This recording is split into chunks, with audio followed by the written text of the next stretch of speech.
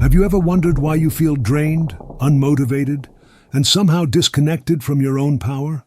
Why people seem to sense something weak about you, something they can exploit? Perhaps you've blamed external circumstances, bad luck, or cruel people. But what if I told you that the real problem isn't out there? It's what you're doing to yourself in private, in those moments when you think no one is watching. Carl Jung understood something that modern society refuses to acknowledge. There is a direct connection between how you treat your sexual energy and how the world treats you. Until you stop depleting yourself through compulsive self-gratification, until you stop wasting your vital force on momentary pleasures like masturbation that leave you empty, until you understand that your sexual energy is your creative power, people will continue to sense your weakness and treat you accordingly. This isn't about moral judgment or religious shame. This is about recognizing a psychological and energetic truth that Jung knew would change everything. Your sexual energy is your life force, and when you waste it compulsively, you waste yourself. If you've made it this far, it's because something inside you knows this pattern needs to change. You're tired of feeling weak, scattered, unable to focus on what matters. You're exhausted from the cycle of temporary pleasure, followed by shame, guilt, and energy depletion.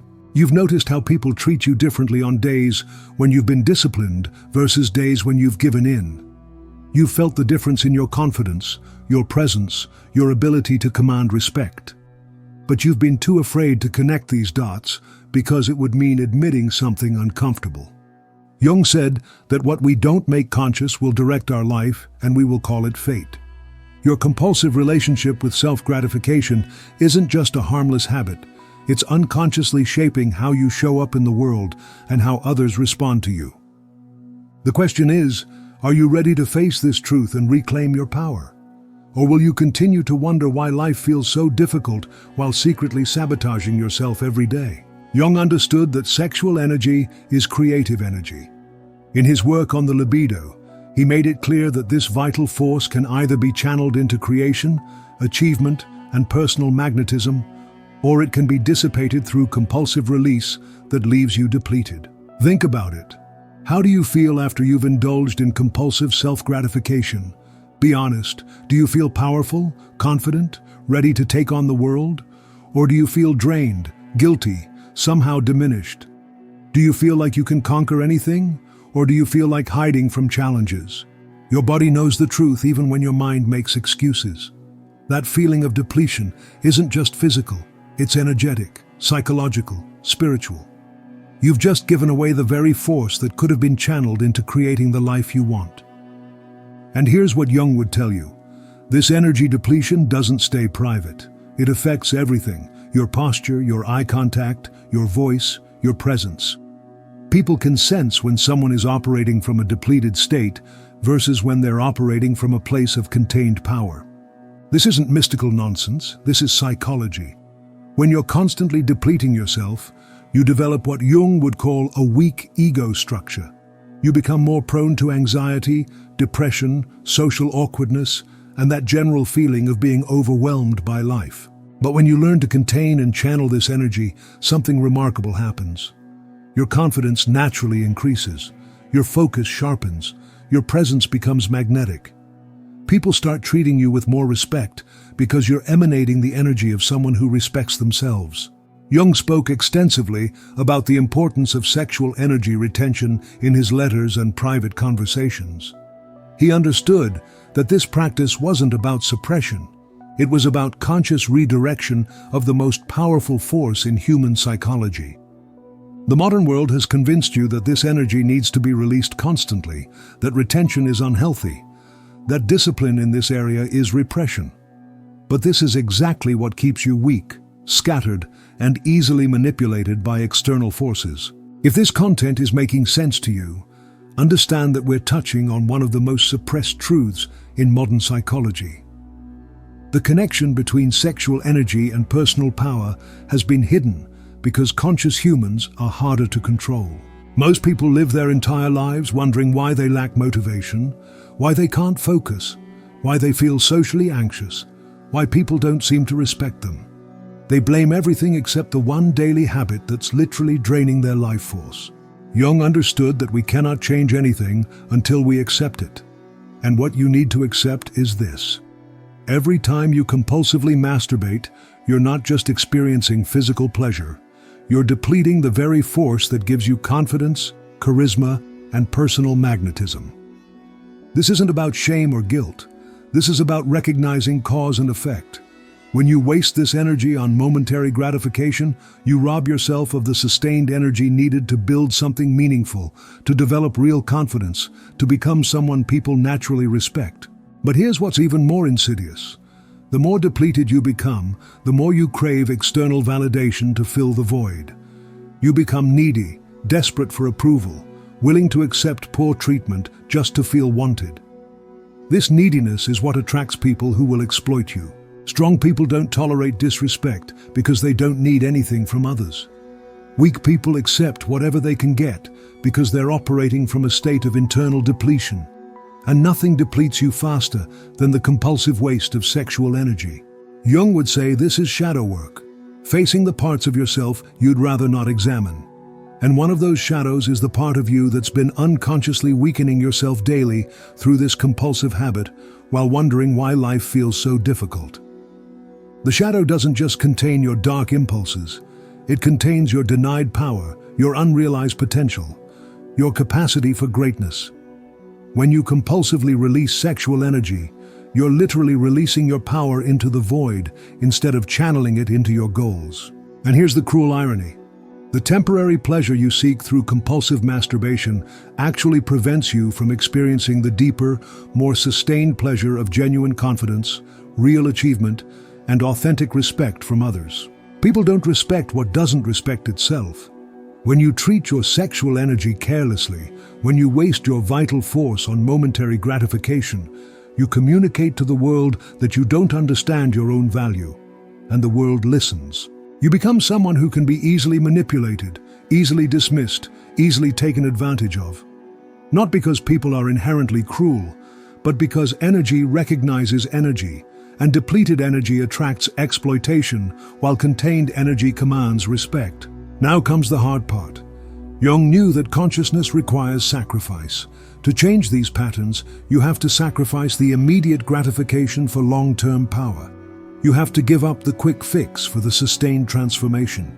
You have to stop making excuses about why this is different for you, why you're the exception, why this doesn't apply to your situation. You have to face the uncomfortable truth that this habit has been weakening you in ways you've been too afraid to admit.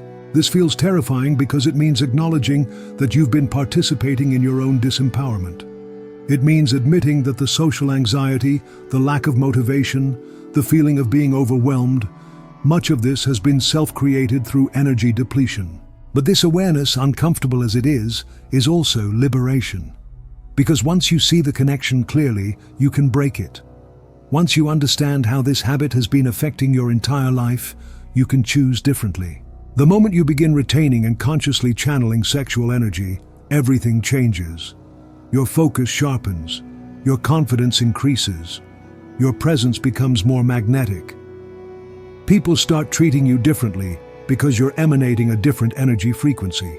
Jung said that individuation, becoming who you really are, requires you to master your impulses rather than be mastered by them.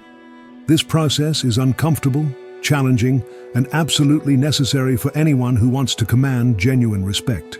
Because the alternative is a life of quiet desperation, constantly depleted, wondering why you never feel truly powerful, confident, or respected.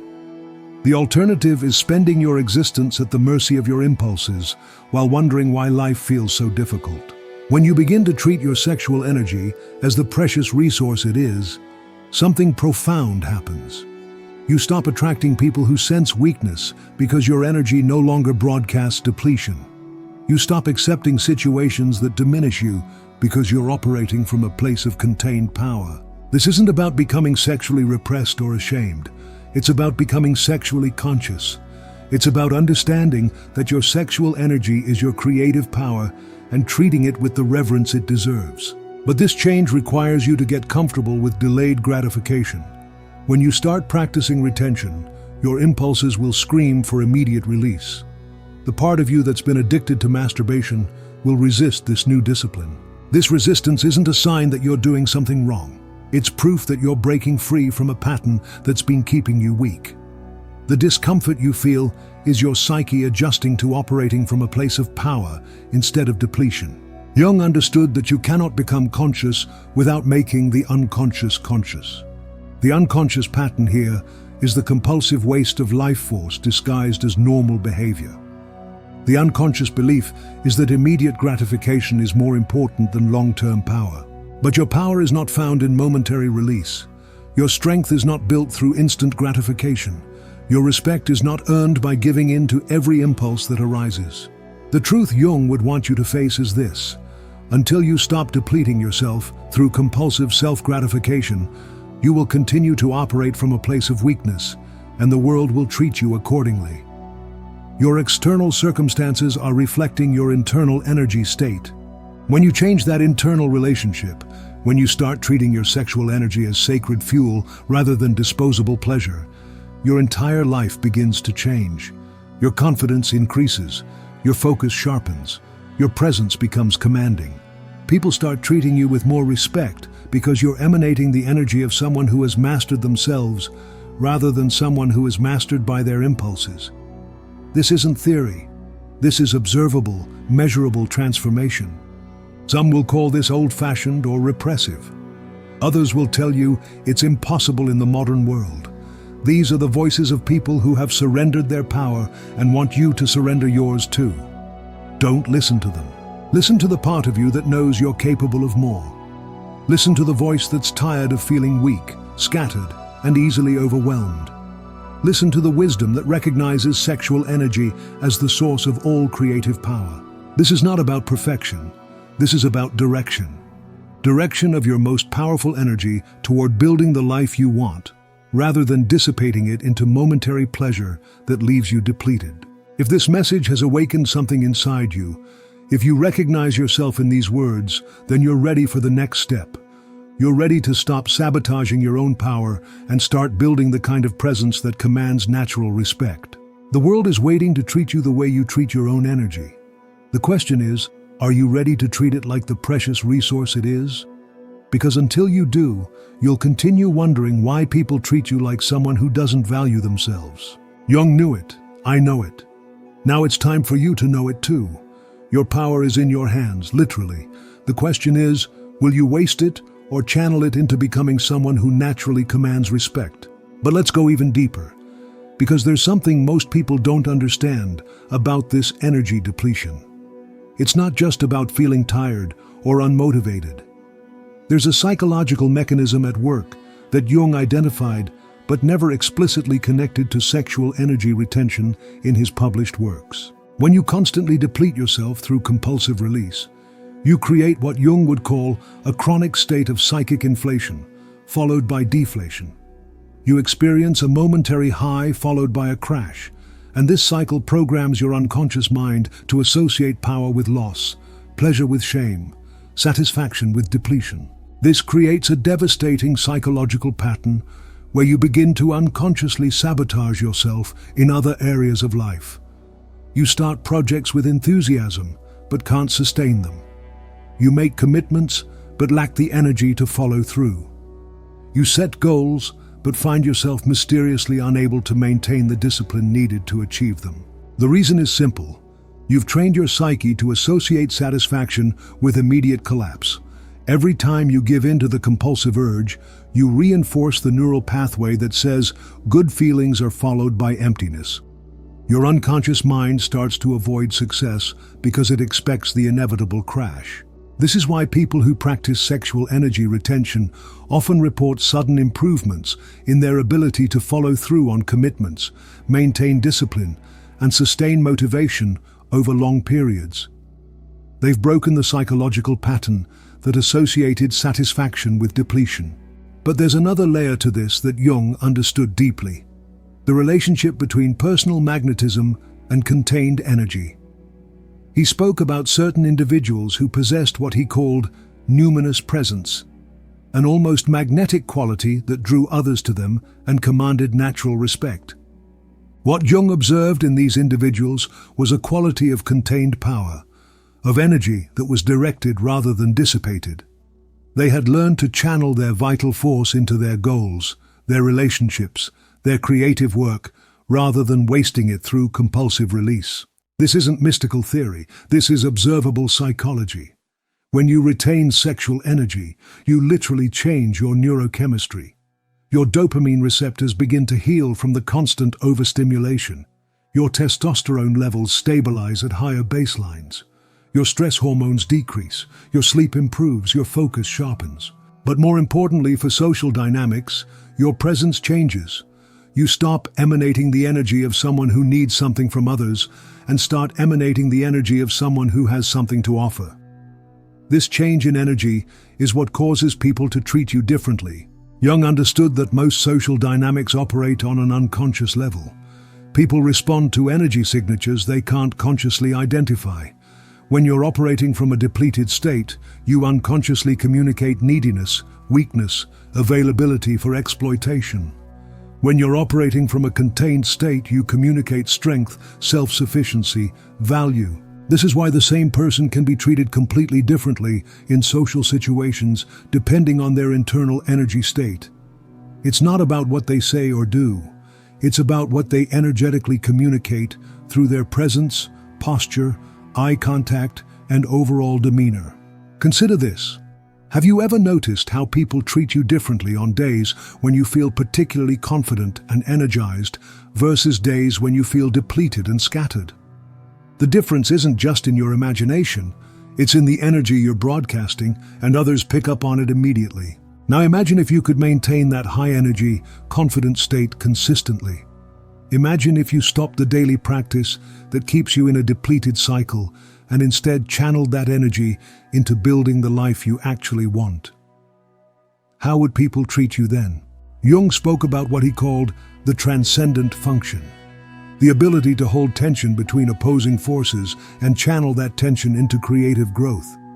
Sexual energy retention is perhaps the most practical application of this concept.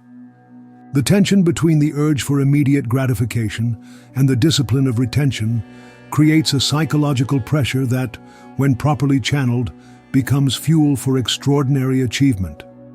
This is why so many historical figures who accomplished great things practiced some form of sexual energy conservation. They understood intuitively what Jung articulated psychologically. Sexual energy is not separate from creative energy, intellectual energy, or social energy.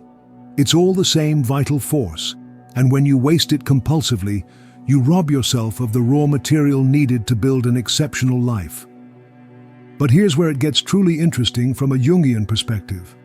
The practice of retention forces you to confront your shadow in a way that few other disciplines do. When you can no longer use compulsive release as an escape from uncomfortable emotions, you have to face them directly.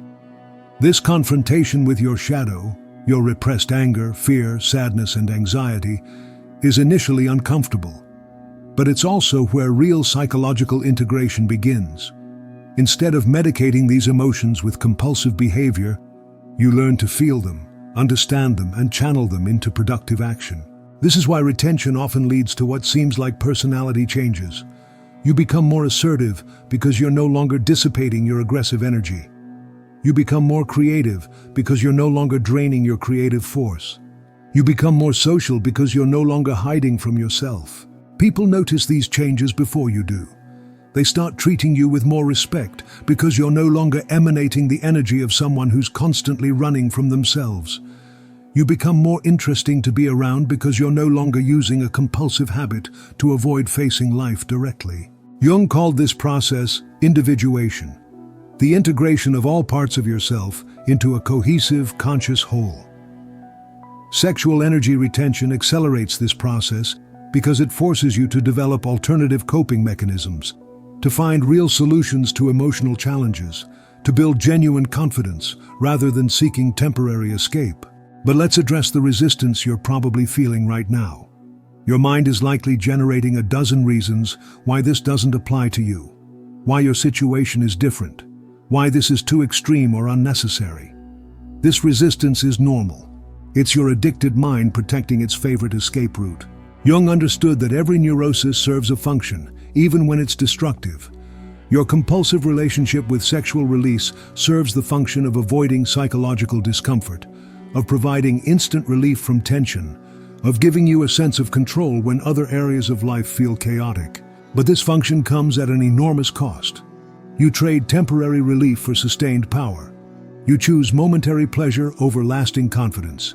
You select immediate gratification over the kind of presence that naturally commands respect and attracts genuine opportunities. The question Jung would ask you is this: is the temporary relief worth the permanent depletion?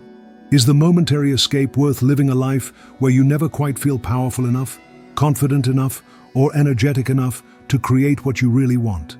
Because that's the real cost of this habit. Not just the immediate energy loss, but the cumulative effect of never quite having enough sustained energy to build something significant. You live in a constant state of starting over, of beginning projects you can't finish, of having enthusiasm you can't maintain. This is why breaking the cycle feels so difficult initially. You're not just changing a habit, you're changing your entire relationship with instant gratification, with discomfort, with the building of real power versus the compulsion of masturbation. But once you make this change, once you experience what it feels like to operate from a place of sustained energy rather than constant depletion, you'll understand why this practice has been recommended by philosophers, spiritual teachers, and psychologists throughout history. You'll understand why people start treating you differently when you're no longer broadcasting the energy signature of someone who depletes themselves daily. You'll see why opportunities start appearing when you're operating from a state of contained power rather than scattered weakness. Most importantly, you'll realize that the respect you've been seeking from others was always dependent on the respect you show yourself. And nothing demonstrates self-respect like the discipline to master your most primitive impulses in service of your highest goals. This isn't about becoming a monk or rejecting sexuality. It's about becoming conscious of how you use your most powerful energy and choosing to direct it toward building the life you want, rather than dissipating it into momentary pleasure that leaves you depleted. Jung believed that consciousness was humanity's greatest achievement and its primary responsibility. Bringing consciousness to your relationship with sexual energy is one of the most practical ways to develop this capacity for awareness and self-direction. The world needs people who have learned to channel their vital force into creation rather than dissipation, into building rather than consuming, into leading rather than following. The question is, are you ready to become one of those people? Because until you stop treating your life force like a disposable commodity, the world will continue to treat you like someone who doesn't understand their own value. And you are worth so much more than that.